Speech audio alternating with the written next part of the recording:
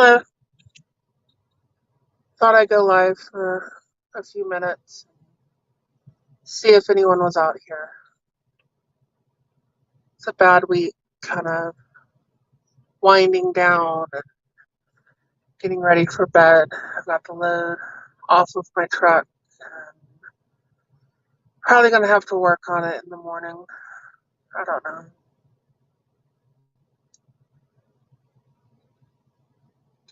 Started off the week with tickets, and it's just been kind of crazy. So I don't know. It's like any more Thursdays to like the fourth Monday of the week. They're all Mondays. Or it just feels like it. I don't know. I put a link out there on the comments if anyone wants to hop in. I don't know how long this is going to go. I'm eating ice cream and probably when I finish this, I'll probably be going to bed. But if you're out there, leave a comment. Let me know you're there. Would be awesome. And you can let me know how my audio and all that good stuff is on my phone.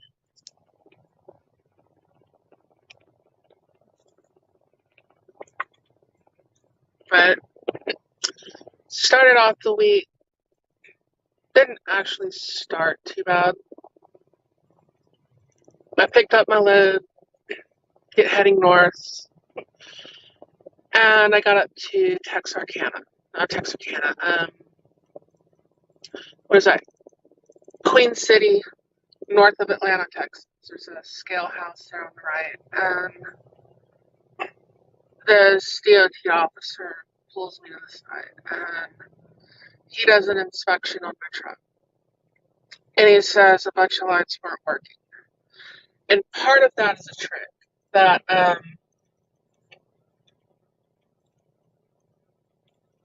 they'll tell you something like your brake lights aren't working because they know most drivers aren't going to get out and look at them. So that and most drivers don't know how to check their brake lights without somebody helping them. 5-5, awesome, awesome. And the way to do that is to turn all your other lights off and pull your trolley bar down, your lever over here for the trailer brakes. And if it won't stay down, you can put a bungee or something on it, hold it down, and walk around the trailer. And he said my brake lights weren't working on the tractor or the trailer. And he said my turn signals weren't working on the left side. Now, if it was just the trailer, I would, think maybe that was a big deal. But it wasn't just a trailer, it was a tractor too. So I I checked that and I told them they're working. And they were very clearly working. I made a quick little video of some of the recording that I did, and he didn't care. He still wrote me the ticket for it. And he put the trailer out of service, which means they have to be fixed before you can move it. And there was nothing to fix. So I just took a video and showed all of them working. And I walked back in the scale house and I said, they're all working. There's nothing to fix. And he gave me some speech about, well, you made an effort or whatever. And I'm like, I don't want to get a ticket for running on a out of service violation. Sorry, that's my steering wheel. So I I asked him what I should do, and He's like, just sign the form, where, like, if I would have fixed something, whoever fixes it, mechanic or what have you, and I do a lot of mechanic work too. Um, I sign the ticket, which is really just an inspection form, and then I let the scale house. But it's still the same amount of points on my license. And what they do is they give you these fix-it tickets now where it takes the same amount of points off your license, but you can't fight them. If I would have gotten a fine for it, it would have been like $100 fine. I'm not sure what the fine would be off the top of my head. I could go to a judge and I could fight it. And I mean, that's in Texas, so I'd definitely go to court. But there's nothing I can do. I can't fight it because it's technically a warning. Well, the one is a fix it, but I mean, once again, there's no fine or anything attached to it. So there's nothing we can do. I mean, if you don't send the paperwork in time to the state, you know, signed off and showing it's fixed or whatever, you can get in trouble. You might be able to see a judge then, but that's just over the paperwork. That's not over the ticket itself. And I get down the road, I do what I've got to do, and last night was just weird.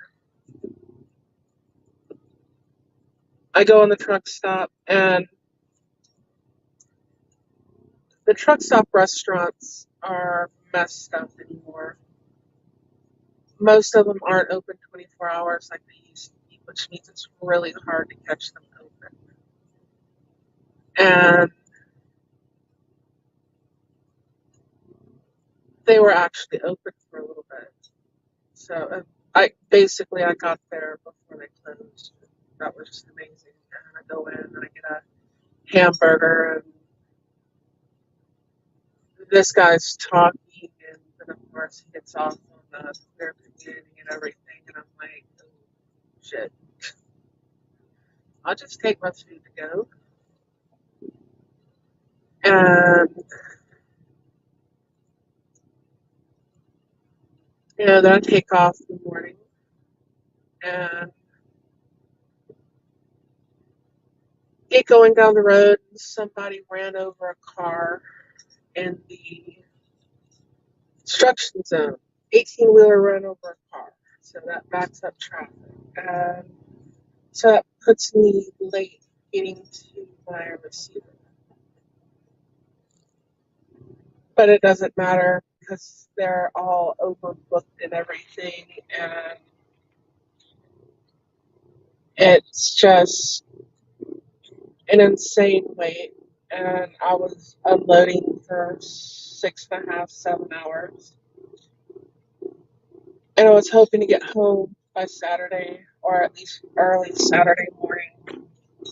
And there's no way that's going to happen. I mean, I'm in Indiana, and I live out east of Houston. And the reason I was wanting to get home was I was wanting to go by Harley Davidson. I have a few things to go over on my motorcycle, and they're closed on Sundays and Mondays. So what am I going to do? You know, how am I doing tonight? I don't know. I guess I'm blowing off steam a little bit. No one to talk to. My dog doesn't talk much. He barks every once in a while. But I really needed to get home, and I'm not going to get home. Um, I mean, I get paid for my waiting time and all that, but it's frustrating. And at least it's a job, but it's just one of them things where there's nothing you can do about anything that happens. You just kind of exist. There's my co-driver. And, even getting that fix-it system. It was like, if you've watched that movie, Liar Liar, when Jim Carrey goes and he picks up his car.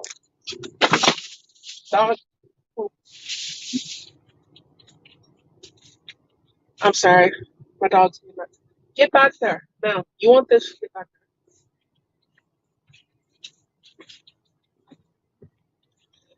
there. Okay, my dog's being nuts.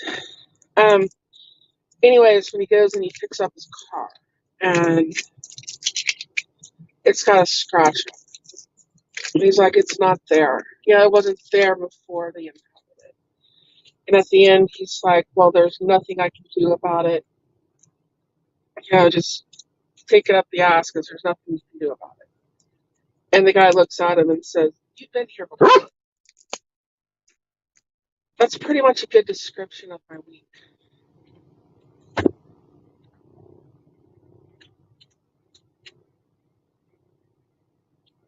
It's like how everything has gone this week. And it's insane. Have good, have good weeks, have bad weeks. But this is just one of those weeks where, Thursday is just the fourth Monday of the week. Yeah, it is what it is. I can't do anything about it.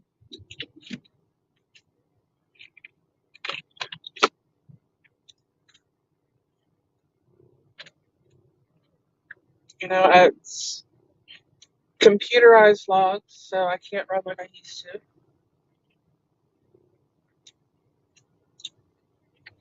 Because there was a time not that long ago that I would have just put my nose in the wind and made it work out on paper, and I would have been where I needed to be.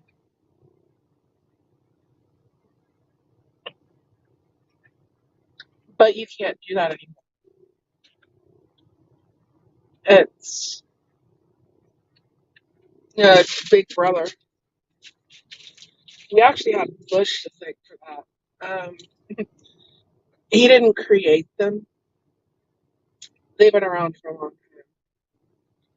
But the whole mandatory thing was actually part of NAFTA that he signed while he was going out of office. And that put into effect all this stuff where we had to have all these tracking units and everything.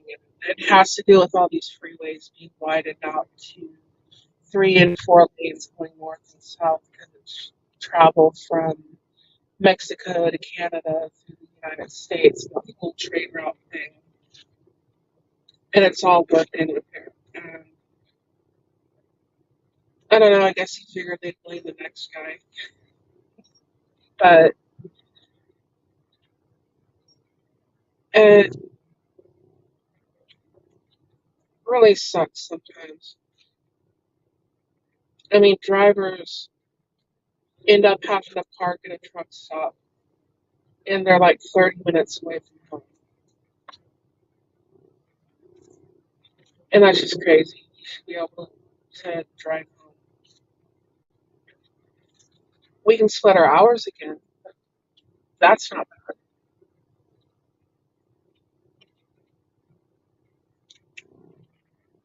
I wish we could still do 5 and 5,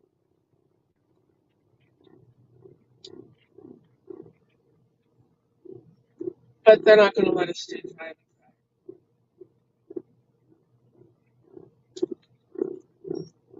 and 5. And we can do 8 and 2, which is like 8 hours in the sleeper berth, 2 off duty. And they changed it now where you can do up to 3 hours off duty, which the off duty can be sleeper berth or off duty. But the 8 hours has to be the sleeper or 7 hours because you can do 7 hours in the sleeper and 3 hours off duty. And then you can split your log. And that helps out sometimes. But it also stretches the day out. It'd be better if you could sleep when you're tired and run when you weren't tired. And that's not the way it is.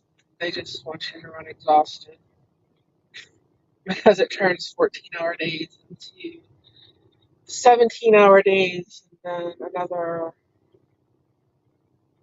hour of doing whatever you need to do on the truck when you're off duty. And then in the morning, most of what you're going to do is when you're off duty. We log 70 hours a week, but there's so much more things we do that are part of our job that aren't logged. We work way more than 70 hours a week. 6 week wait to get looked at.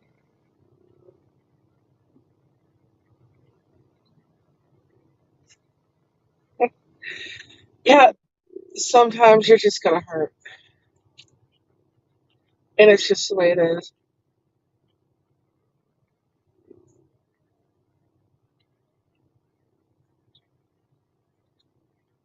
And we're at this weird point in, like, society and politics where the propaganda machines on the left and the right are just pushing people so far to either side when most of America, I think, can still agree on those things. And that's whether you're on the left or the right. You know, but there's like these very far extremes on both ends that are like the most manipulated ends of them. And the media just pushes them. And then they use them for an example, you know? They're not going to show the regular people. They're going to show these extreme aspects of it, point at them and make a mockery of them, use them an example for the other side, point as, well, this is what you should hate. The right does it with the left and the left does it with the right. And it's causing the rhetoric to get more and more violent, more and more hateful, where people are starting to say things out loud that, wasn't that long ago. Even if they thought it, they probably wouldn't say it out loud because it just wasn't too kosher. And see the amount of hate, and it's like uncalled for. Because that person did nothing to you, you know? And it's like we're all being manipulated. And it's like they're setting up the elections like a chessboard. They have the issues for both sides to be focused on. And they're getting like the GLBT issues, and they're pushing that out there to piss off that portion of the right. The what do they call that? Evangelical, what have you, Bible thumping, I'm going to hell side of it. And I'm not an atheist. It's just those some of those people want me dead, you know. And they got the left lined up with the whole abortion rights. Most of them aren't educated enough to understand that Roe versus Wade had nothing to do with the woman's right to choose, and it was loosely based in a woman's right to privacy that everyone, before it was repealed, was like, hey, that can probably be knocked down. So it wasn't exactly a big shock. And just that's what you get when you try to make laws through the judicial branch rather than through the legislative branch where it should actually go through. It's much easier for them to get overturned. And that's whether it's a ruling on guns or abortion or marriage or anything else. And we're kind of set up that way on purpose. It's a lot harder to get things to go through the legislative branch, but it's also a lot harder to change them once they've done it. You get that consensus and it goes through, where overnight the judicial branch, depending on how many activist judges for which side are up there. I mean, the left has activist judges on the Supreme Court, the right has activist judges on the Supreme Court. And most of them are all corporatists, so they're not exactly looking out for us. It's like the decisions that they've made on gun rights recently that have went more in a pro Second Amendment direction. Okay, one of those judges dies. Biden puts another left-wing activist up there, and those decisions can go away tomorrow. That's just how the judicial branch works versus the legislative branch. So it's not just the left, it's not just the right, it's not the issues on either side. It's just how it works. And they're really pushing that to get the left motivated.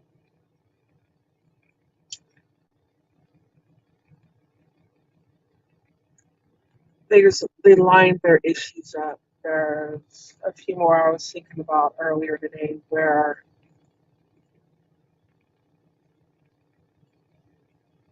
they're trying to get their bases fired up or what have you, but it's like it's all pre-planned and they're just setting the stage. I don't know if there's anything we can really do about it. Whether it's a chessboard or it's a theater act or whether it makes a difference as to which one. Oh, you've been thinking about doing overnight trucking. Have you ever driven a truck before? Do you have any trucking experience?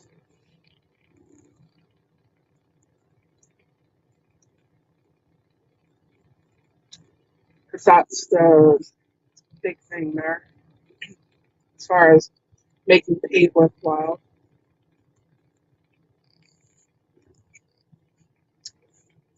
Speaking of pay,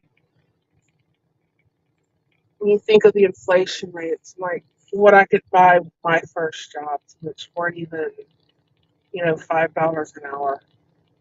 We're talking $3.70 an hour.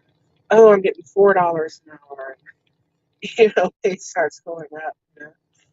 Hay bales went from 10 cents a bale to 25 cents a bale, and you just raking in money. And that was a long time. And then now you have this entire generation of people that's like they don't want to work unless someone's paying them $15 an hour. Even when I first started driving a truck, they would start you off at like $7, $8, $9 an hour. And top pay was like maybe $12 an hour unless you were union, and then you might get 15. Unless you live someplace with a really high cost of living, like if you were union pulling out of New York City or maybe LA, you might get 18 back then. But it wasn't worth the same as $15 in Texas. But then you look at what you could buy. When I'm thinking of what the minimum wage used to be, I'm thinking of a price when you could still get an efficiency apartment for, $200 a month. And it would have cable, and it had water. The only thing you had to pay for was electricity. Um,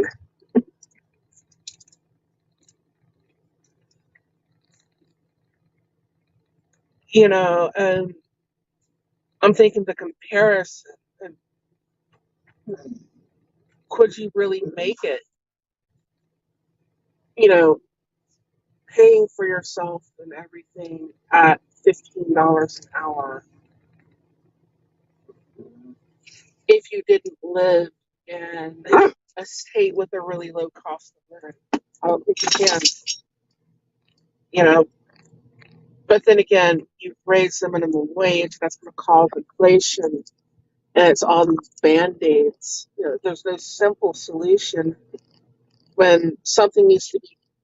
The solution is to do something to make our dollar worth more.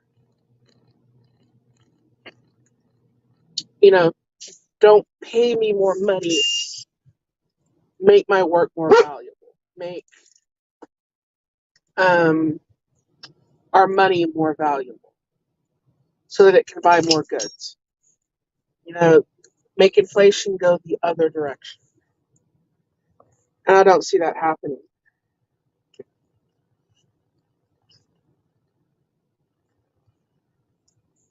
I just don't.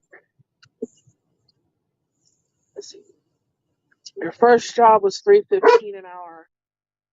When you got your CDL, you got 9.24 or 9.25 an hour with hazmat. Yeah, that's what I'm talking about. That's about the same. Will you stop?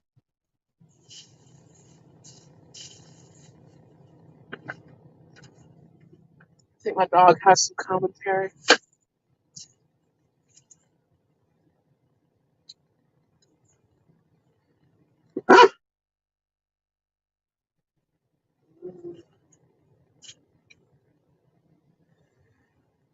Yeah, I started out, farm work, and you're 12 years old driving, like, what is that, 2.5, 3, 4 tons, something like that truck. Single axle, it's got a dump bed. You take the sides off of it and haul hay. You put the sides on it, you haul grain. It's got a split rear end, you know. It's a 5-speed, but you pull the lever up and down to shift your axle to make it a 10-speed. It's like a 1970, not 70, like 1961 or something like that, International or Ford farm truck that, or have some old tricycle, like a Minneapolis Moline tractor. The worm gear is all stripped out, and you're hoping you don't hit a rock in the road. You're like bouncing that play in the steering wheel from one side to the other. You can't get to going too fast, and you don't want to go too fast anyways because you hit a rock and that front end goes up in the air. And that's just kind of how it is.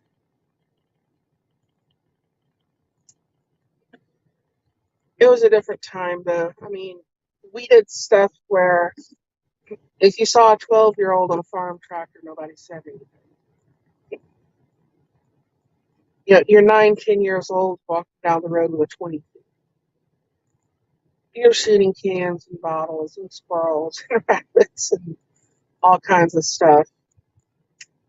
And nobody said it. Where now they call the cops on you. They'd probably call the cops on you if you had a BB gun, which we had BB guns. We had BB gun wars. We shot Roman candles at each other. You'd dress up like, all the Vietnam era camo, and everybody'd paint their face. And, because we're talking like 1984. And all the movies were Vietnam movies. That was the last major war. So that's all the stuff that was pushed out. And I don't know, we're like the reason for all the warning labels. Never could afford a BB gun or anything like that. Usually it's, you go to the junk pile where, everybody dumped their trash, some little holler off the end of the road. It's a big ditch. And, people dump their trash that they didn't burn. You'd find, some BB gun with a broken stock on it or something like that. You would use that if you wanted a bicycle. You would find parts off of old broken bicycles. It's like you got one put together and now you're waiting for a tube or a wheel or something. You finally scrape up something for that. It's, you're poor. You don't have a lot. You find ways to make things, and I don't know. It's you learned ways to get by, and I guess it pays off in the end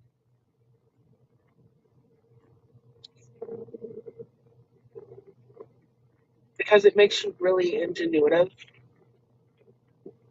and I guess thankful for what you have. It's like my parents never bought clothes for me after the age of maybe 12. I had to buy my own.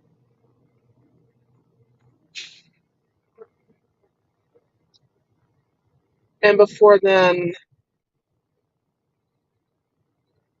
it's just two pair of pants a year, two shirts. Socks was like birthday, underwear was Christmas. You know, it's not like you're getting toys. Let's, the truck was a Freightliner cab over side dump. Oh, that's cool.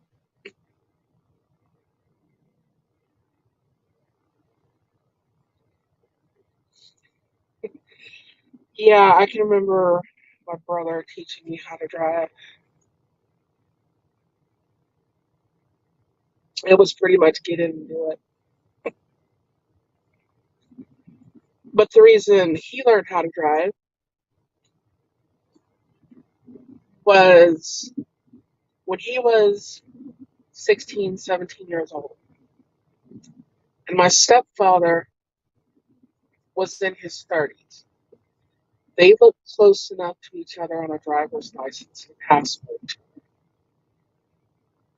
And so he dropped out of school and he hopped on the truck with my dad. And speaking of Freightliner caboers, well, my stepfather had a white Freightliner. It wasn't colored white, it was international transport, ugly ass green and yellow, because that's when they made you paint your truck their colors. And but it was, the company like White Tractor and Freightliner, they were making trucks. And he would get tired and my brother would drive. And so that's how my brother, he's my stepbrother, but only brother I actually have. And that's how he learned how to drive a truck, was driving when my dad got tired. I also have a sister who learned how to walk in an 18-wheeler because we were homeless and we didn't have a home, so we lived in an 18-wheeler. And I didn't go to the fifth grade because of that. It was take care of my sister 24/7.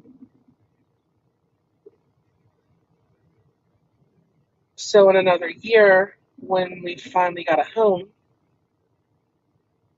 which was actually somebody let us live with them for a little while, and then they were able to find some place that we could live, one more shitty place. And I had to take a test to see where they would place me. And I placed a whole lot higher in the sixth grade. But my mom wanted to keep me in the sixth grade to keep from hurting me socially. And at that point, after being homeless for a year, actually a little more than a year, you're so far changed from the people that would be your peers that I don't think it would have made a difference anyways. It's,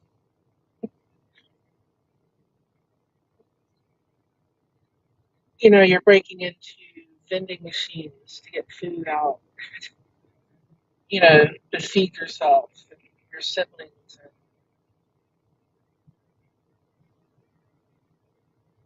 you're not really interested in schoolyard gossip and all that stuff after that.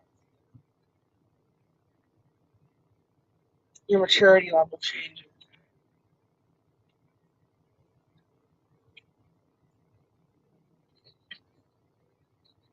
I was homeless as an adult for a while too. That's a whole different story.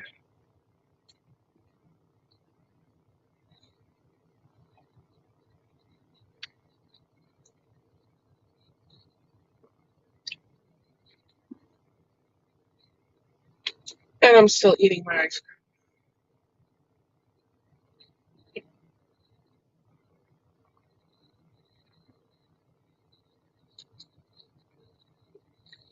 Speaking of those free trailers, I used to pick up like pears and stuff like that out of California. And we'd take them over, I think it was like Fort Smith, Arkansas, what to say. Anywhere, it's where the baby food place was. And you would detach from your trailer. And, well, there's two ways they did it. I think, which one was it? No, the pears, they didn't dump. What they would do was they put a board at the end of your trailer. And they filled your trailer up with water and they floated them all out of the trailer to keep from damaging them. And then there's things like potatoes and what have you that they would just pick the trailer up, stand it in, and they would empty it and then put it back down and then you hook back up to it, depending on where you were going. I mean, that's just all loaded on the floor, bulk product. I don't know if you've done any of that before.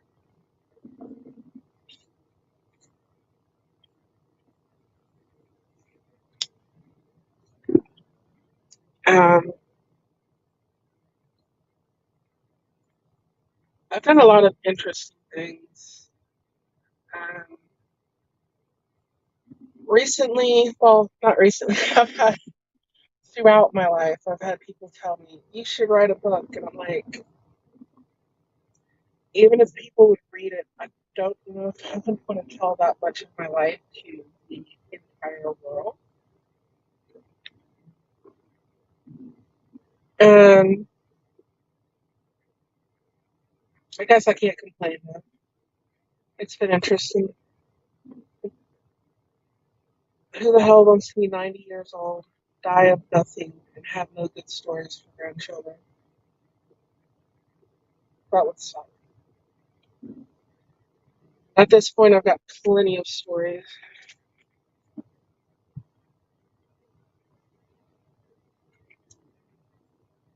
and a lot of interesting things. Hopefully, I get my bike back soon.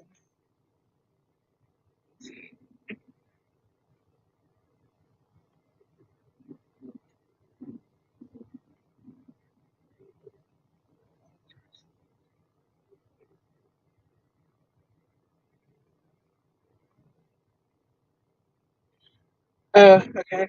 No legal on the road experience. Yeah. I worked for one company, and I was local at the time. It was a construction company. You're going from job site to job site. My seat broke, and the guy literally strapped a lawn chair where the seat should go. I was like, okay. I needed money, so I drove it. Um, the problem you would have if you've never had a CDL or anything like that is getting your CDL and someone that would hire you, like their insurance would cover you. If you know someone that you can get in with, like you have friend or family or what have you, a company where you work with the people and, they might give you a chance, that might help. Um, Other than that, a lot of people have to go over the road for a couple of years and they'll go to like a driving school, and which most of them are put on by companies. It's a scam that it is. The government pays them to train you, and they charge you for the training, so you get paid twice. And while you're in training, you also get paid less. So the things say there too. And they're all about the same the first 2 years. You don't make a whole lot of money. And then from there, you can start looking for like local work, what have you. But most of them are going to want X amount of years of experience, and they're going to want to hear like over the road experience or a lot of local experience. If you like being up all night and you got to end somewhere where somebody would help you get your license and they would hire you, go for it.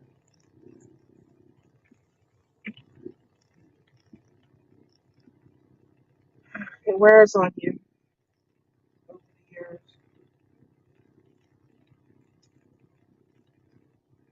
I want my bike back though. I would have had it back like last weekend. They got it together. And they figured out the swing arm was bent. So then they had to send it back to the insurance company, the repair order to get it adjusted, and then sent back. And so now I'm waiting on the insurance company, and then I've got to wait on the part to be sent. Once they get it, I mean, it's a swing on. But for them, with all their equipment, that's going to take them less than an hour. But you can look at the short that I posted. You can see the swing arm on the back of the motorcycle. There's not that much to it, and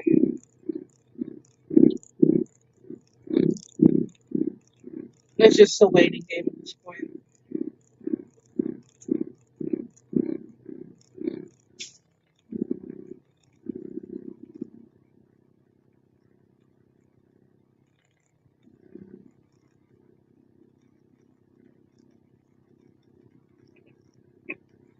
But yeah, I remember my first driving test. It was a state trooper in Texas, and I was in um, it's a pretty big truck. It was, God, what year was it? It's a 94 or 95 Peterbilt. Had a winch behind it, 15 speed, and one of those big lowboy trailers, but it was like oil filled setup. You had to pick it up and down with the winch. And he put a coffee cup on the glove box, and he said, "If you spill it, you fail." And he waits till I get a couple blocks down the road and say, "Hey, I was just kidding about that." He was just messing. So at that point, he had a sense of humor, and I felt a little better.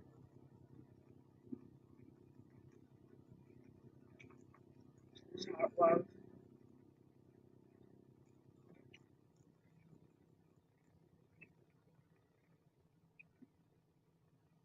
Alaska's a trip.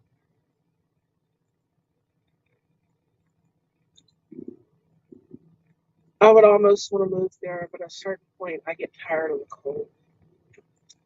I've already been as cold as cold goes.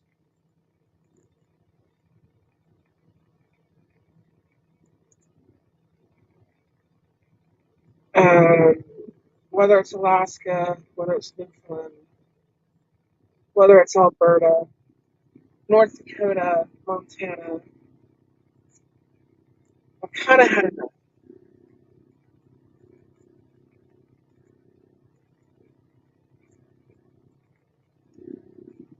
Yeah, it's okay for a little while. It's not when you're stuck in it. And you're snowed in someplace, like you're snowed in a rest area, or you're in a truck stop for a week. You know, people are waiting on shipments. Shipments get through. Your heater on your truck isn't working good. And I can remember being so cold, trying to sleep, and you're doing everything you can to get warm, and you can't really get warm. And you'd wake up shaking so hard. I mean, you're blocking off the radiator. You're doing everything you can. You just can't get anything warm. And wake up shaking. And you get this weird feeling going down the back of your spine.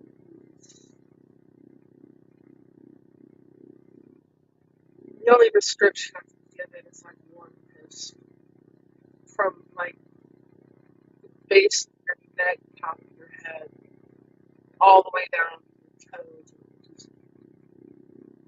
It would put you to sleep. It's like it knocks you out that warmth. And no, it wasn't this. It's just this weird. I think it has to do with hypothermia.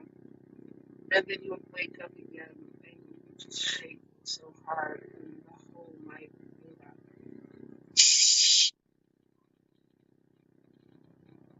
And it's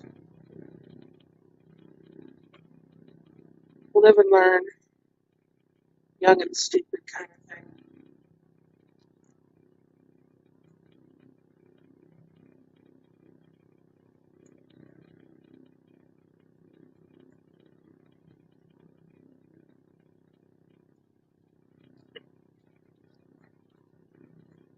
Yeah, I can't even blow a trace in Texas. I don't know about Alaska for the private car thing, but I know in a truck.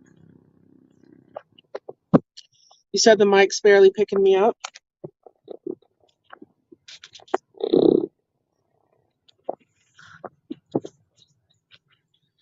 How's that? Any better? Maybe I can clip this over my head.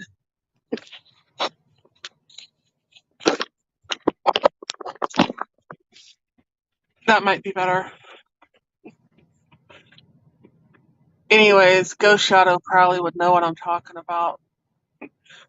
Where, you just go from shaking so hard, you just get like the warm shivers that it's like they knock you unconscious.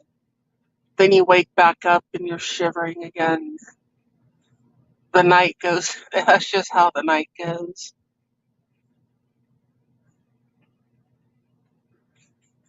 Then you wake up in the morning because your breath has humidity, and you take like a credit card or your fuel card or something like that, and you have to scrape the ice off the inside of your window.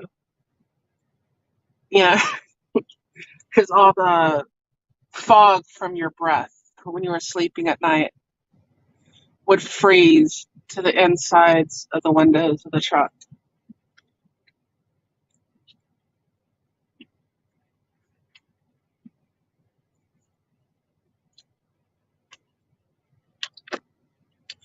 And hopefully,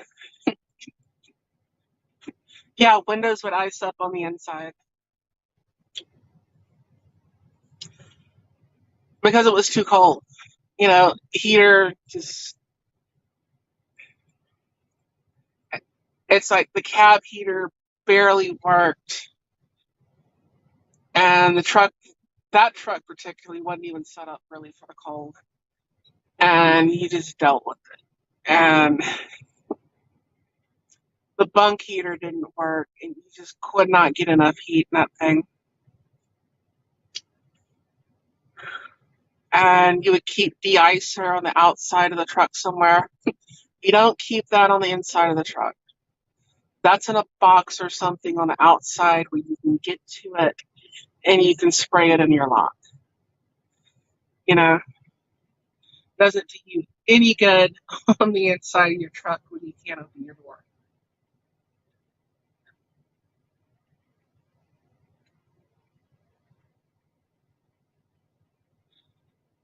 Yeah, you can't.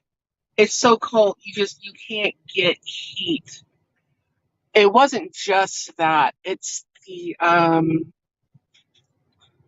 because you know what I'm talking about, where you're putting cardboard, you're putting plastic, garbage bags, anything you can over the grill. You're trying to keep air from coming. You're trying to get any kind of heat you can to come out of it. But then again, the trucks that are made to run up there, they've got it. Their doors are insulated differently.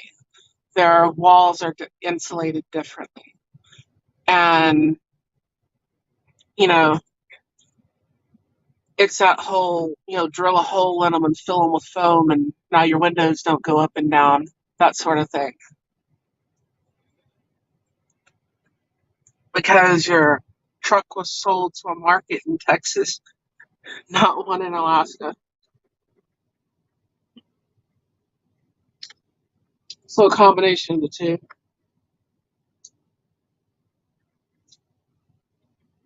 I kind of wonder what kind of damage all that stuff did.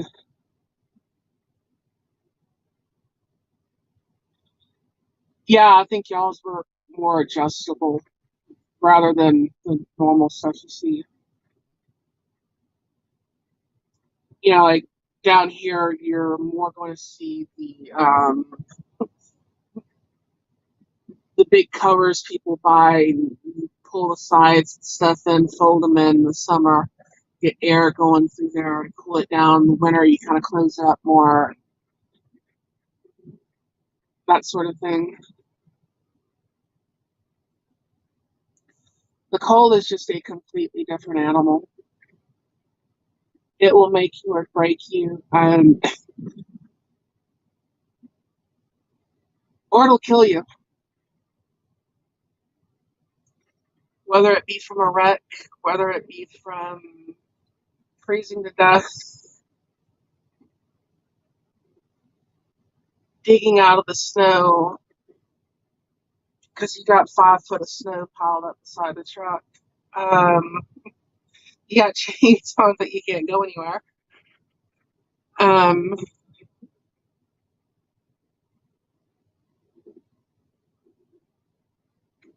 yeah,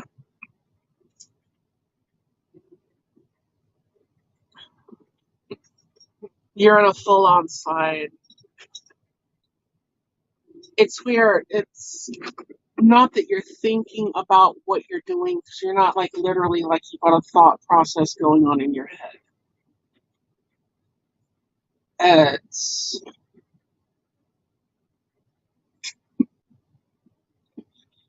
Oh yeah, why do people steal chains? You can pick them up off the side of the damn road and people throw them. But I always repaired my own chains. But I mean, it's like the truck becomes an extension of your body. You're not thinking what direction you're turning the wheel or anything like that. You're looking where you want to go. You just know, hey, trailer's going to the left, counter steer this way. You're not physically thinking about that. You're reacting to it. And you can't panic. You can't be jerky with anything. It's all nice. It's all smooth. And it's this weird thing because you still got your adrenaline spike through the roof. your heart feels like it's going to beat out of your chest, sort of thing. But your whole exterior, everything's calm. You're doing everything that you need to do. You're doing it nice, you're doing it smooth. And then you get out of that situation and you find a place to park. And you get out of the truck to kick a tire, smoke a cigarette, and all of a sudden your legs won't hold you up. It's like everything hits you right then. But if you panic and you don't do things smooth, you can die,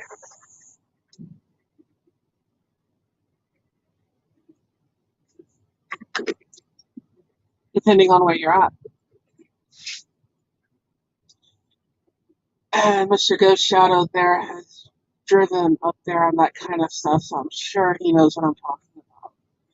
It's that difference between being really scared and respectful of what you're doing, but you do what you gotta do, and then being terrified. Terrified of somebody else hurt.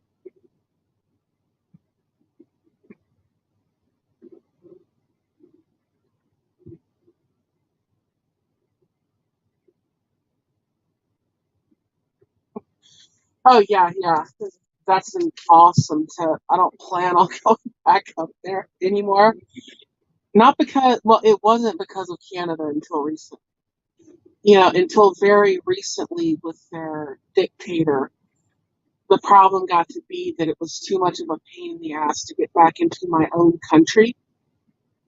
And I don't know. I just have no need to go back up there. But yeah, depending on where you were going, it was basically fill the doors up with foam. And I'm talking literally the foam like that you would spray in the cracks in your house, and you'd fill the whole door up. And if you have any leak in that truck whatsoever, any little crack in, the door liner, like the insulation or it closes, or the boot for your stick shift, or where the air lines come through for your PTO, or one of your pedals, or anything like that, you will find that leak real quick because it's going to be freezing going down the road.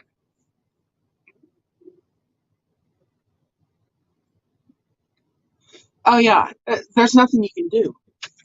You know, I mean, you can, at a certain point you can't even let off the accelerator hard. You got to ease on and off the accelerator, and don't touch that pedal in the middle. That thing will kill you. You know, you control the trucks completely with gears, and you're like rev matching your RPMs with your shifting. You're keeping it like you're trying to keep the truck when you're on that kind of ice. You're trying to con- not only control the truck completely with the gears, but so smoothly that someone can't really tell that you're shifting gears. They'll question if it's an automatic. You know what I mean? It's like, no, that's a standard. But it's because, I mean, if your wheels aren't going the same speed that the truck is, you're sliding. And sliding is not good. And the other thing, like with the tanker, is you pull up to the red light and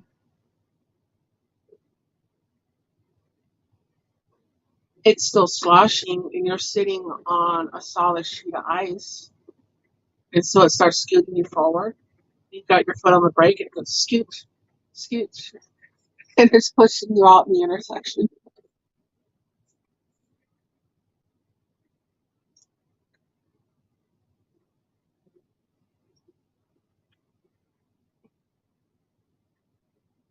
Oh, yeah, panic is the worst thing you can do. You have to remain calm. And it's not like you're a robot remaining calm. because you're still human, you're still an animal, you're still a biochemical, basically computer sort of thing. And all these chemicals going through your body, it's going to affect your blood pressure. It's going to affect a lot of things. You still got that adrenaline going. But it's that presence of mind to stay calm, to keep your head, to keep your cool. And that gets you through the situation. You know, everything's, nice, smooth, and it's planned out as it can be, depending on the situation that you're in. At a certain point, it really is a reacting. And, it's, you feel the truck through the tires, the steering wheel, through the seat, through the pedals, and that's just how it is. Which,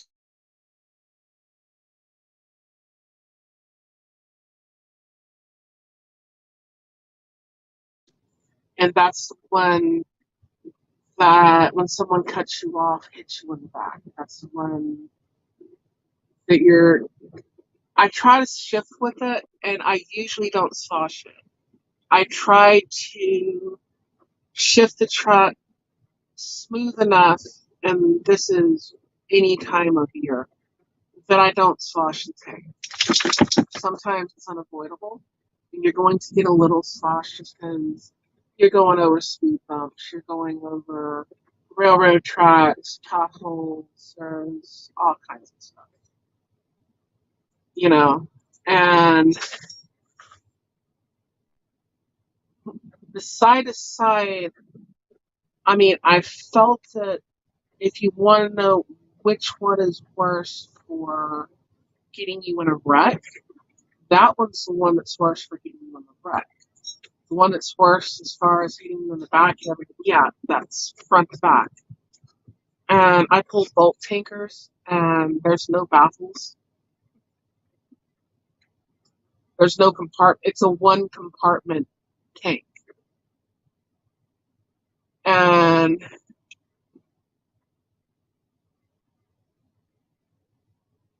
um, yeah, it's just a sledgehammer coming for you. But if you notice where a lot of tankers will flip over, it's not where you would think a normal truck would, like when they take a curve too fast, because what ends up getting them is that slosh back. They get that slosh to the side, and they start to straighten out, and they get that slosh to come back up the other side, and it's when it comes back the next time, and that rolls them over.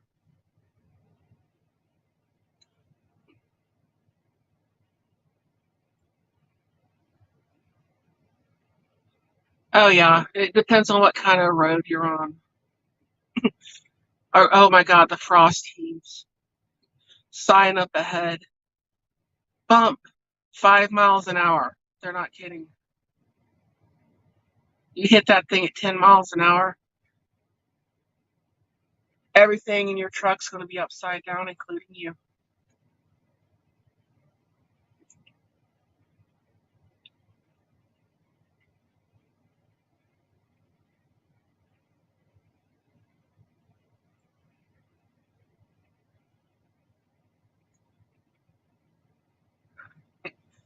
You do what you have to do.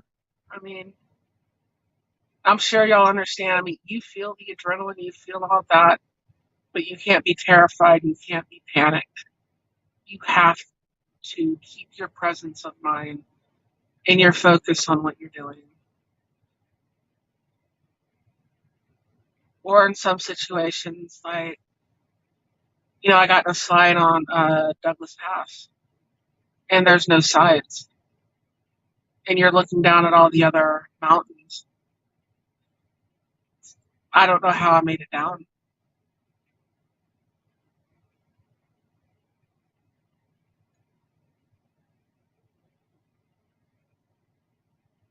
Oh yeah, frost heaves are an experience, especially the first time you hit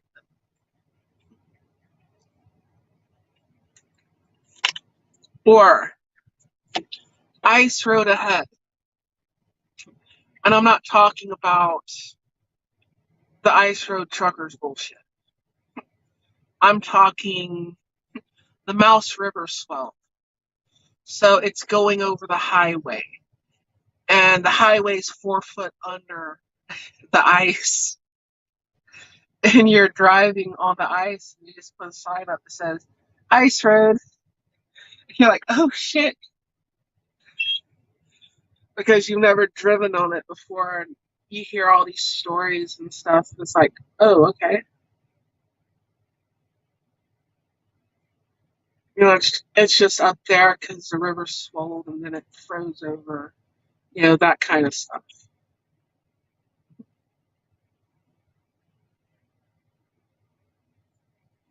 Well, yeah, the box fans are catching more wind. I don't know who the idiot was that wanted to put all the fairings underneath these trailers. I guess they did all the wind tests from the front, but they should have had them stand on a roof and hold up a piece of plywood. Say, no, hold up a bigger piece and let the wind blow them over. Because I think that's one of the most dangerous things that they've done is put all those fairings under the trailers to catch more wind. And that wind will blow you over.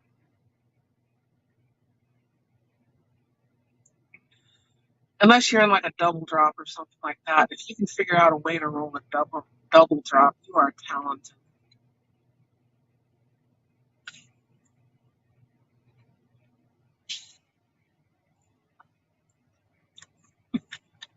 I was going across was it Nebraska or Wyoming? Nebraska, because I was coming out of Wyoming. And it was like 5 trucks, all the same company, CR England. It was like 5 CR England trucks in a row. And they were all blown over and they were all laying in the median.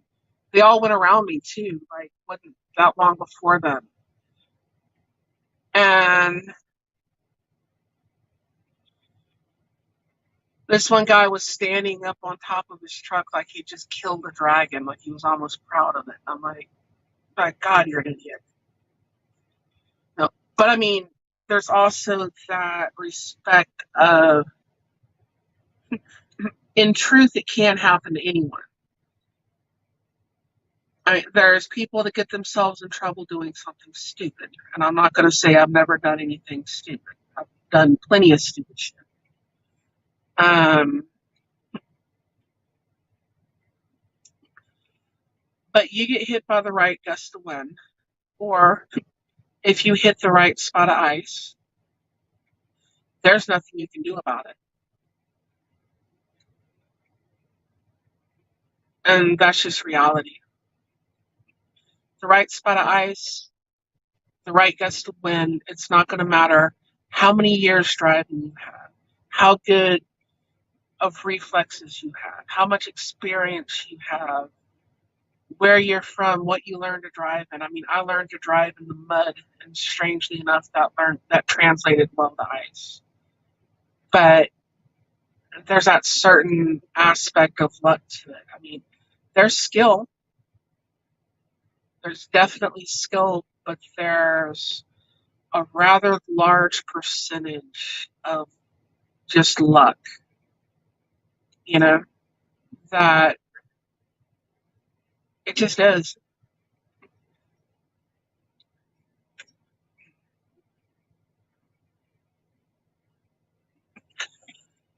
Oh yeah, I've had people behind me before, holler out, and they're like, because I was scaring them, I'd have a load of like methanol or some kind of acid or isopropanol, and I'm just like flying up 25, and they're like, a few of your wheels are not touching the ground. Like, okay, I'm kind of feeling it.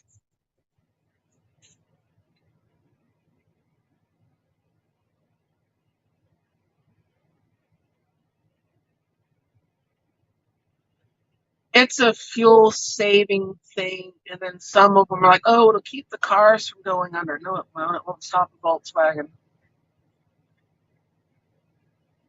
And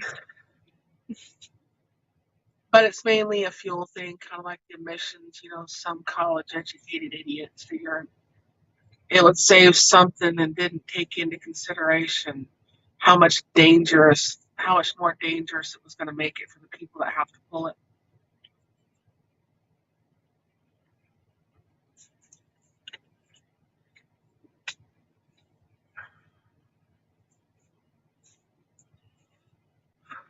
Like everything else. Some idiot fucks everything up for everybody else. I've met people with college educations that would probably score high on an IQ test that were fucking idiots.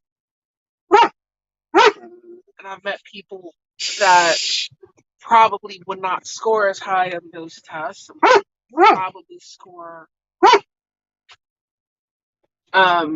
below average, that were just geniuses. I mean, usually given a specific field, like when it comes to a car motor or something like that. But I mean, intelligence and common sense at a certain point are kind of subjective. It depends on where it's being applied.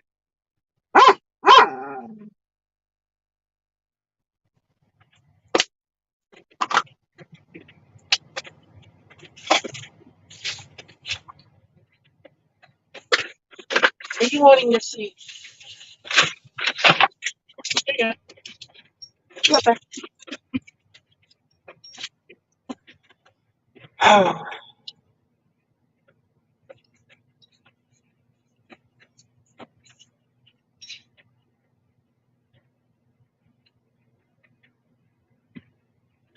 Oh my God, culverts. Shit, don't get me started. That wind coming. Yes, definitely. That can be crazy.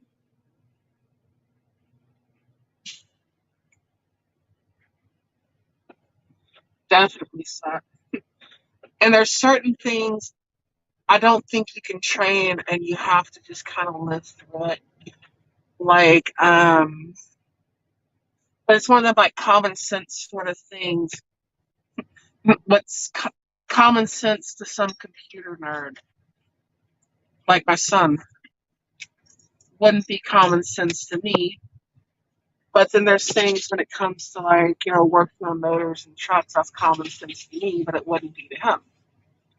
There's that whole subjective thing where, you're going across like US 40 in Colorado, and it's going up and down, and it's just too slick. Better than to hit the brakes. You're not going to be able to do anything, so you just let it go. And you ride it out to the bottom. Well, that's not exactly common sense for everyone, you know? I know to do that. Ghost Shadow probably knows to do that. You're damn sure not going to step on the brake and try to slow the truck down. That is definitely the wrong thing to do. But it's subjective. We have experience. Someone who doesn't have that experience, it doesn't mean they're stupid. It just means you don't know what you don't know.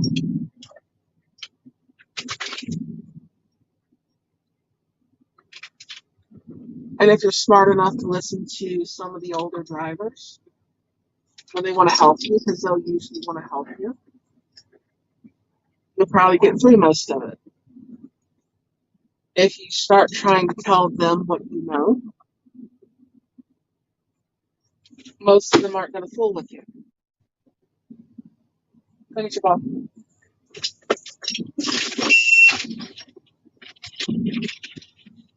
You know, that whole I know, and then they just don't want to fool with you because truck drivers tend to be assholes. Kind of like farmers in that respect. You know, somebody can piss them off at one shop or another truck stop, and they'll drive 100 miles in the other direction to go somewhere else. You know, just because that one person pissed them off.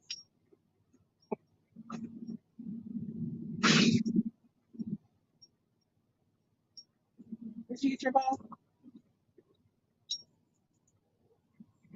My dog's favorite thing in the world is a tennis ball.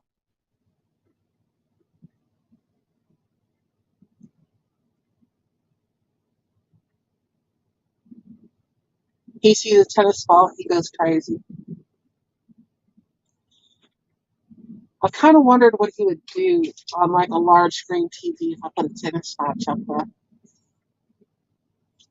He'd probably take out the TV because that's what he does. He's already taken out a window at my home.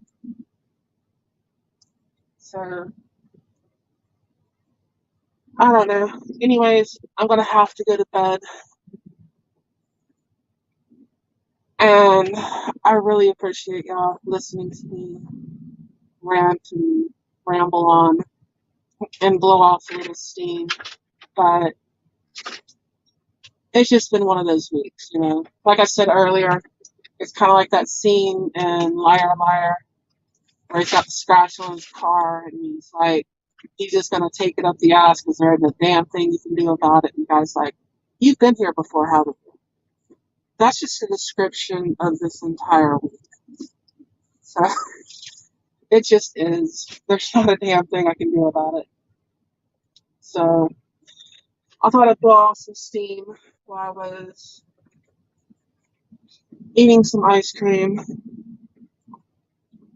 because the restaurants are closed and the world is changing and I don't know how much I can change anymore. Tara Smith's Kitchen. Check Discord. I'll check Discord. I'm on my phone and I'm fixing to get off of here. So as soon as I get off of this, I will check my Discord.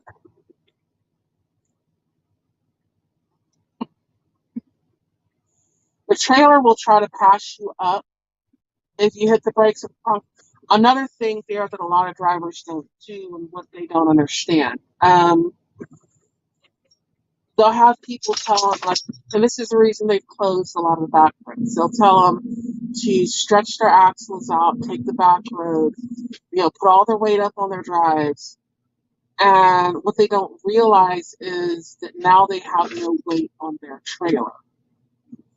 And what you really want is to have your weight as even out as you can possibly get it and to have your brakes as even as possible.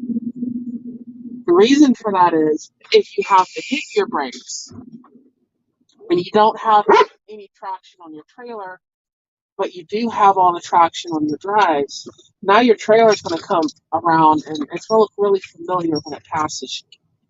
And it's not just that, it can do that when you let off the accelerator. Like you see that herd of elk runs out in front of you, or those little, what are those little screwy horn things? I want to say antelope. They're not antelope. You see them all over like Wyoming and places like that. They have antelope, but this is another thing. You'll let off the accelerator, and all of a sudden your trailer starts passing because you're still rolling down the road even without stepping on the brakes. You've still got more traction on your drive tires. Did you lace your phone?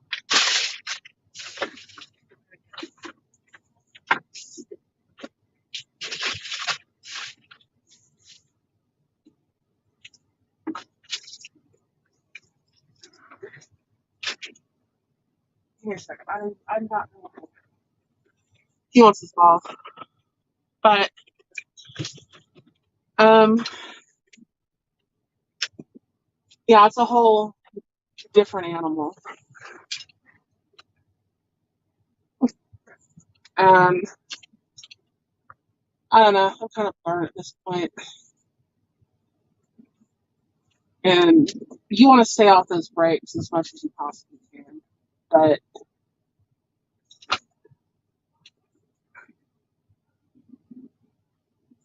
oh yeah, they had that, and remember those fifth wheels that had the I think it was like a pin or something in them that would only let the trailer go so far when you turn. Some companies still had them not that long ago, and it turned out that they were actually causing more wrecks because as we know, if it's going to stop at a certain point, when it does that, it's going to push you that direction. It's like bang, and you're going to go that way. So, but anyways, I am going to have to get some sleep, and I am going to have to walk my dog and find out wherever his ball went. I think it went under the passenger seat by the passenger door, and I'm going to have to get out of there. So, thank you for listening to me off a little bit of steam, and I will catch y'all later. So I'm gonna go ahead and get off of here. Thank y'all so much.